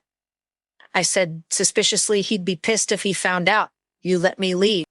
Probably, he said, but that's not why I'm saying it. I'm sure that you're going through a lot right now, and it can be difficult to make good decisions when emotions are running high. How old are you? I asked suddenly. Val was too calm about everything and far too good at cutting to the heart of the matter. He reminded me of my favorite social workers at the group homes. There was no way he was the same age as Gabe or me. He laughed. I'm 30, he said with a smile. I frowned. Doesn't it bother you being second in command to someone so much younger? I asked. Not really, he said. I'm not a natural leader. I know that I would be overwhelmed if I were in Gabe's position. Don't envy him at all. That made me pause. I hadn't really considered that Gabe was in a difficult position. Being told that you have to give up your mate because of your responsibilities to your family couldn't be easy. Being told that by your father figure had to make it even harder to hear. Maybe I did owe him at least a conversation. Fine, I said softly, I'll talk to him. Val just nodded. We could get you something to eat first. He offered it would give you a little more time to calm down and think things through. Besides, no one should go into a negotiation hungry. I'm starving, actually, I said sheepishly. He smiled and motioned for me to follow him. I glanced at the trail one more time before doing so. As we walked, people greeted Val with waves and respectful head nods. It was weird seeing the way people reacted to him with such friendly ease. I could never see myself being that confident. I envied him. We stopped at a small restaurant near the inn. The man behind the counter absolutely beamed when he saw Val. He called out. He hurried from behind the counter and clasped Val's arm in a firm shake. How are you? Well, Val said happily, just a bit hungry. You're in the right place. The man said, have a seat. I'll get you some coffee. A few sandwiches too. Val said. The man nodded and rushed off. Val pulled a chair out for me at a nearby table. I sat and glanced around. The place was cozy. If a little sparse, I could smell coffee brewing after a few seconds, and the invigorating smell made me realize just how tired I was. I was embarrassed by the thought that I may have reacted so violently this morning because I was tired and hungry. Val didn't try to make small talk, and I appreciated it. When the food came, I dug into it and immediately felt better. I took my time drinking the coffee, and I was sure that it was clear to Val that I was stalling. When the liquid had gone cold, I was out of excuses. I followed Val back to the main house and waited in the foyer while he talked to Gabe. I felt like a child being taken to the principal's office. I briefly considered chickening out and sneaking back to the inn with my tail between my legs. Before I could make up my mind, Val opened the door to the meeting room and poked his head out. He gave me a reassuring smile, then held the door open for me. I kept my eyes down as I made my way inside. I could sense Gabe's eyes on me, but I was too embarrassed to meet his gaze. I sat in the same chair I'd used this morning and waited for him to speak. Val tells me you nearly ran off into the woods again, he said after several awkward moments of silence. I was going to, but he stopped me. I admitted. You hate it here so much? He asked as he took his seat beside me. I don't hate it here. I said, I think it's a beautiful village. I just don't want to be forced to stay. I lifted my head and glanced at him. He had his hands steepled together with his fingertips pressed to his lip. He looked to be in deep thought. It could be a literal palace, and it would feel like hell to me if I were forced to stay. You value your freedom, he said after a pause. I can understand that my intentions don't make a difference to you. Not really, I said softly. I don't understand this force that's pulling us together, and I don't understand pack life. That's all true, and I know that it frustrates you, but you don't understand the world I come from either. Make me understand it, he said. I want to know why you were so upset by what I said this morning. I was surprised to hear him say that. I honestly didn't think he cared to know anything about me. I assumed that he wanted me to assimilate into pack life and leave my own behind completely. I was abandoned as a newborn, I said softly, so I spent my entire life in the foster care system. I wasn't lucky enough to be adopted. I moved from home to home all the time. No one ever kept me around for very long. Foster parents get paid a small stipend by the state to care for the children they take in. Some foster parents are great, but others saw kids like me as a paycheck. The look on Gabe's face was impossible to read, as usual, but I saw his nostrils flare as I spoke. It might have been my imagination, but I thought that last statement made him angry. It wasn't uncommon to end up in a home where I was locked in my room alone most of the time. I wasn't allowed to go anywhere besides school. My movements were monitored and regulated. I didn't get a say. I was told it was to keep me safe. I shrugged, trying to keep the calm that I had entered the room with. The lack of control was hard. When I turned 18, I was thrilled just to have the freedom to make my own choices and move around on my own. I just wanted to have control of my own life. I don't want to take your freedom, he said quietly. I want to keep you near me so that I can keep you safe. The rogue wolf that attacked you is likely not the only one that is after you. Someone has sent them for you, and I do not know who or why. I could tell by how tense his tone was that it was hard for him to admit that. Can we make a deal? He asked. I frowned but nodded slightly. What do you have in mind? Stay with the pack for 1 month? Give me time to find out what is happening and eliminate this threat. In the meantime, you can learn about your heritage. If at the end of the month you still want to leave, I will take you home. It was a tempting offer. There was so much more for me to learn. I knew that we had barely scratched the surface. I was confident that I'd be safe here as long as Gabe wasn't too far from me. 1 month, not a day more, I asked. It felt too reasonable in light of the way we had both behaved this morning. I couldn't help but feel skeptical. Gabe looked me in the eye, and I swore a ghost of a smile crossed his lips. You have my word. Chapter 9, Learning to Adapt. The past few weeks had been better than I'd expected. Life in the village was slow-paced and peaceful.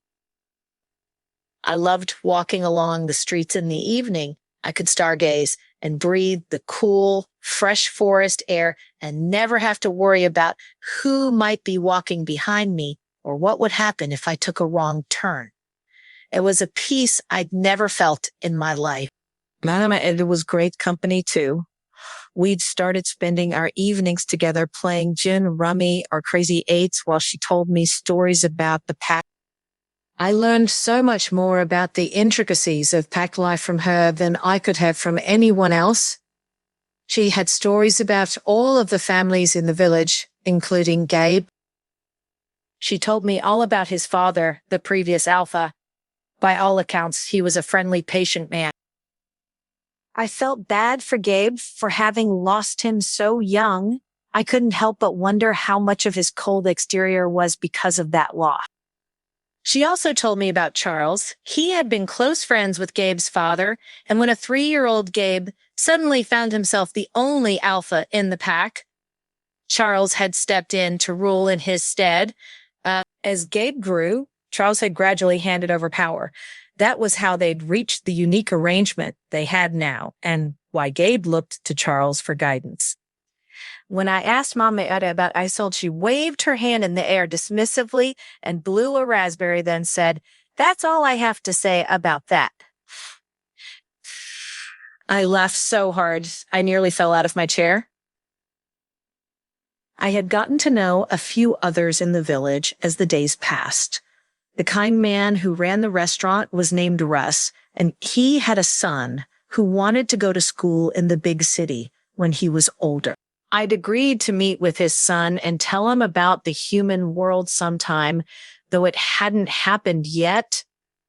Apparently, it was becoming more common for members of the pack to go to the city for higher education before returning to the village.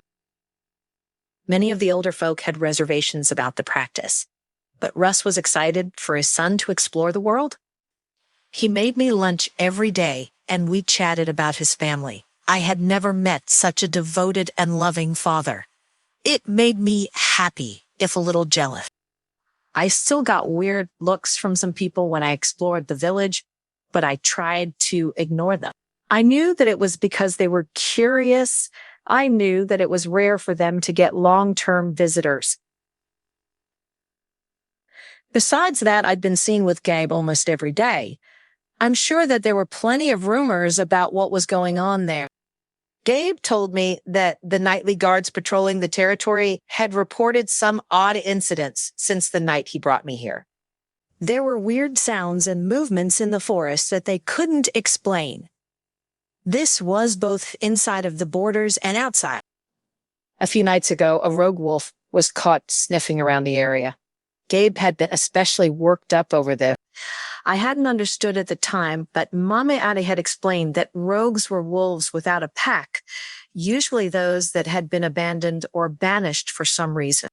It put a different light on the conversation Charles had with Gabe a few weeks ago. Technically, I could be considered a rogue wolf. It would be natural for members of the pack to be suspicious of me for that. Do you think that's why people want me to leave? I'd ask Gabe one day. I mean, maybe they consider me a rogue.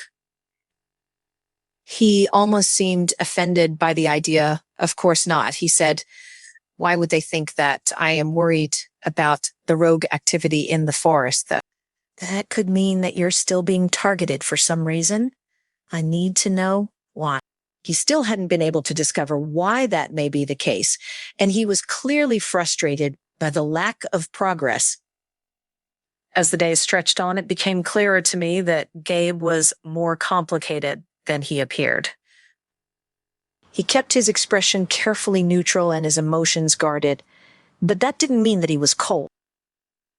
Maybe it was the insistent whining of my wolf wearing me down, but I was starting to look forward to spending time with him. Today, I was supposed to go to the main house to meet with him. He'd been out for the past 2 days, meeting with an ally pack nearby to discuss the rogue issue. He'd asked me to have dinner with him when he returned. When I reached the house, Gabe was waiting for me. I didn't realize that I'd missed his scent until the cedarwood and citrus hit me.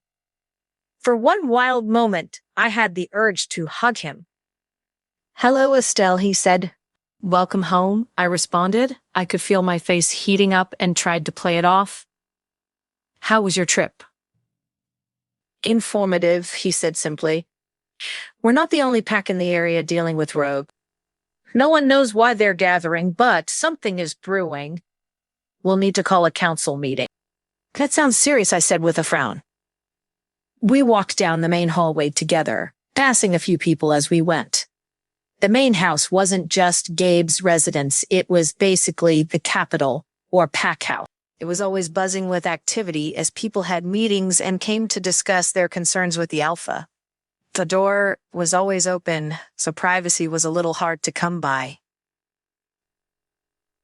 Incredibly, he agreed. "I don't want you to think that I'm reneging on our deal, but it likely won't be safe for you to leave by the end of the month." He watched me closely to see how I would react to the news. My first instinct was to yell, but I took a deep breath instead.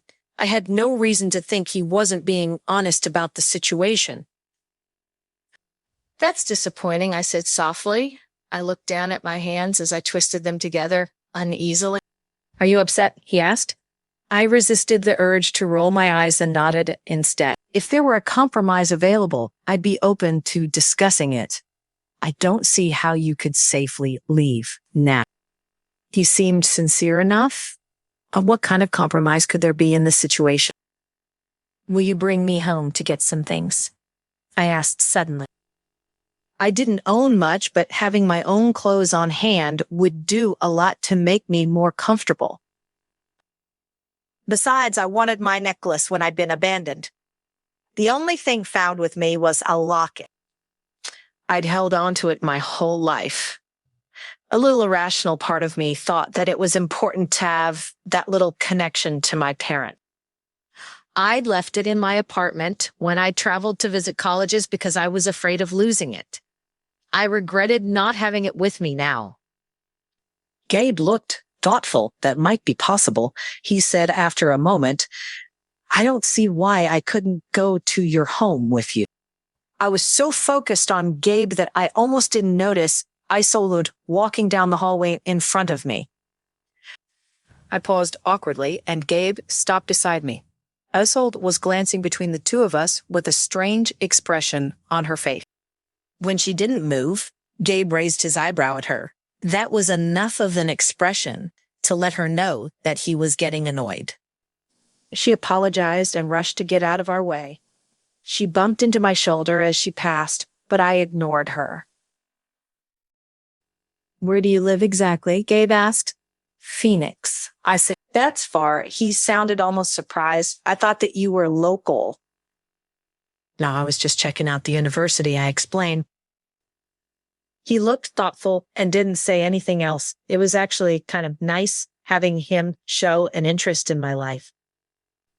My wolf was certainly giddy. I tried to ignore it, but it was getting much harder to do that. We reached the dining room, and the smell of roasted meat and spices flooded our senses. The food in the village was the best I'd ever had. The meal was mostly silent, but it was a comfortable silence. It was clear to me that Gabe was tired from his trip, and he kept slipping into thoughtful reveries as if he were preoccupied with trying to solve a particularly difficult puzzle.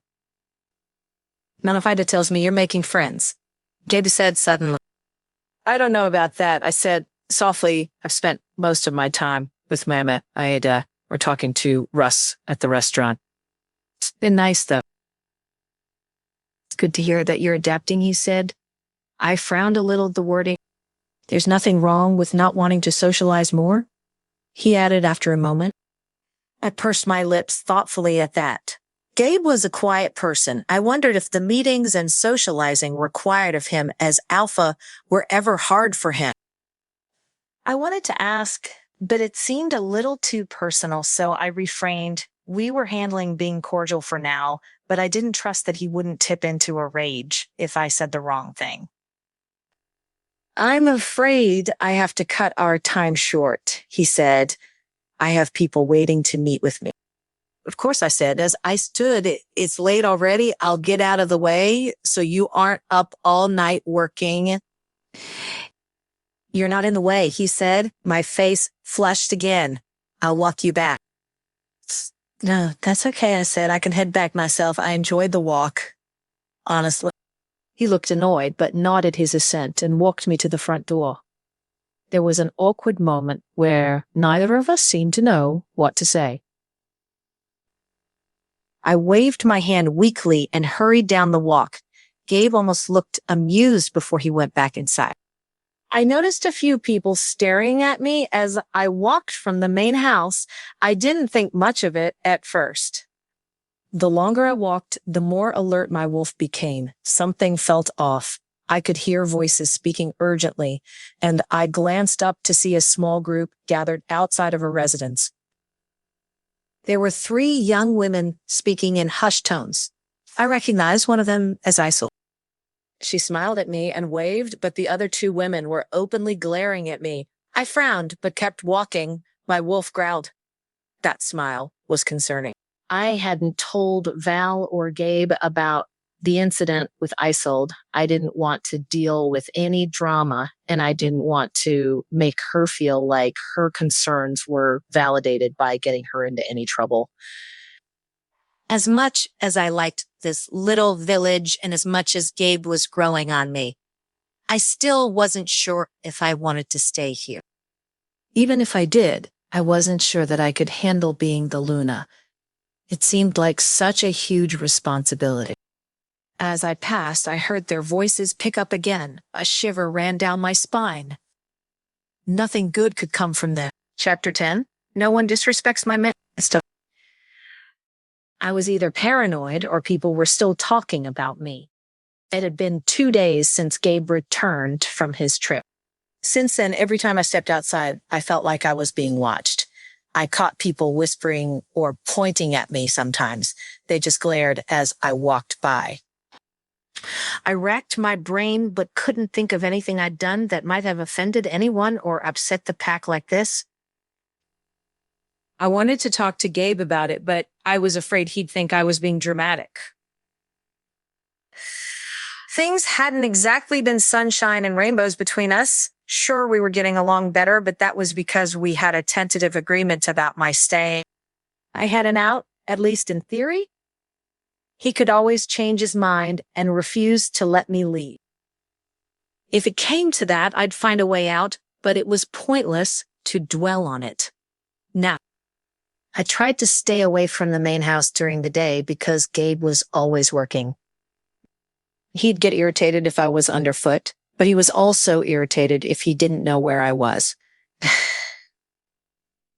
It was easier to stay near enough to the house for him to follow my scent. I'd wandered too far yesterday, and poor Val had come running to get me. Apparently, Gabe was convinced I was trying to sneak out of the village. It annoyed me that he thought I'd break our deal. I wasn't stupid enough to risk his anger like that. We had a huge argument about it last night, so I was trying to lay low today. I had spent the morning sitting in the beautiful garden behind the inn. It should have been relaxing, but all I could think about was Gabe. His stupid face wouldn't leave my mind. I don't know why I was so bothered that he thought I was trying to run away. And fairness to him, I had tried it before. It made sense. He'd have trouble trusting me. I had just as much reason not to trust him. So why did I feel guilty? I gave up on relaxing in the garden and went for a walk.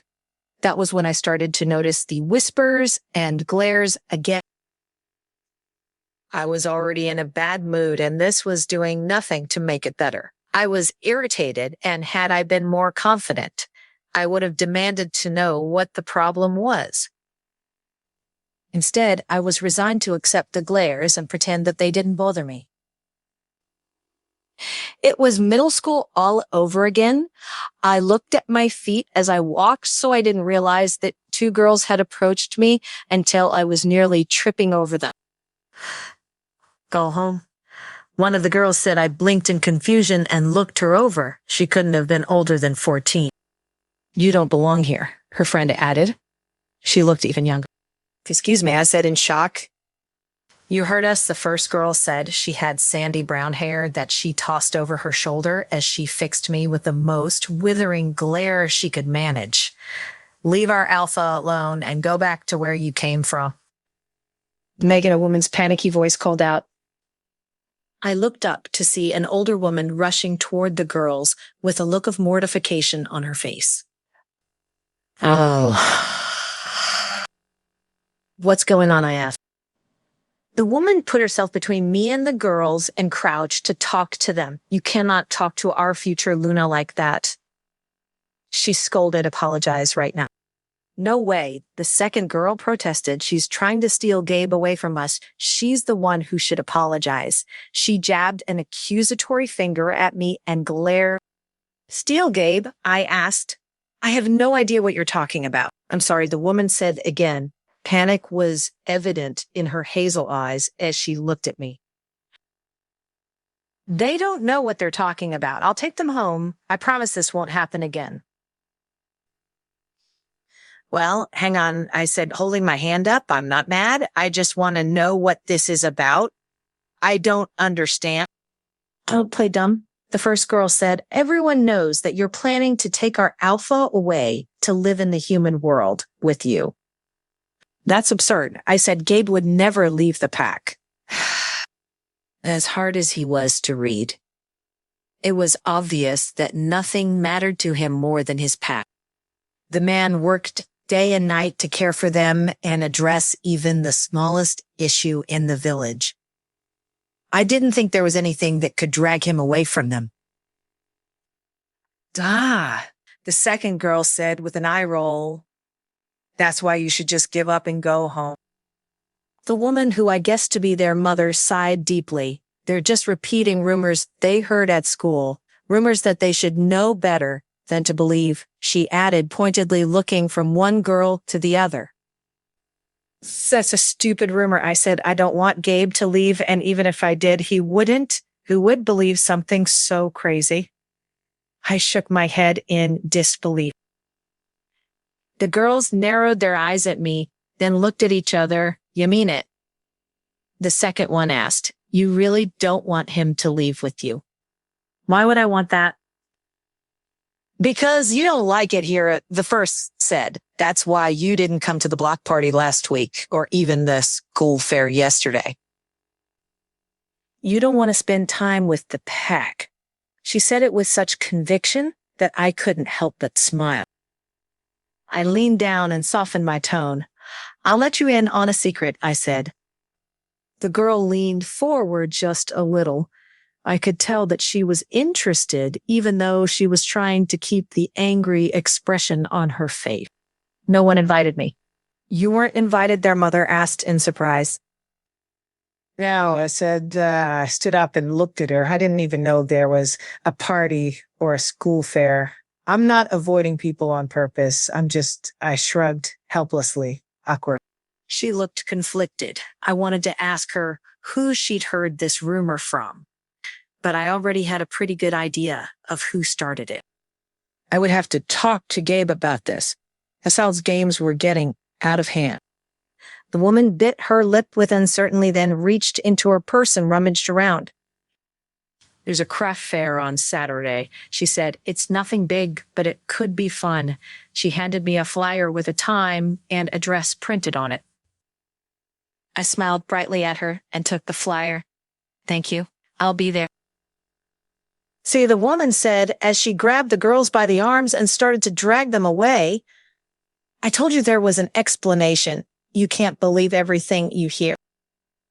I kept a smile on my face as they walked away. Although I was anything but happy, I quickly made my way to the main house and hurried inside. I was pissed.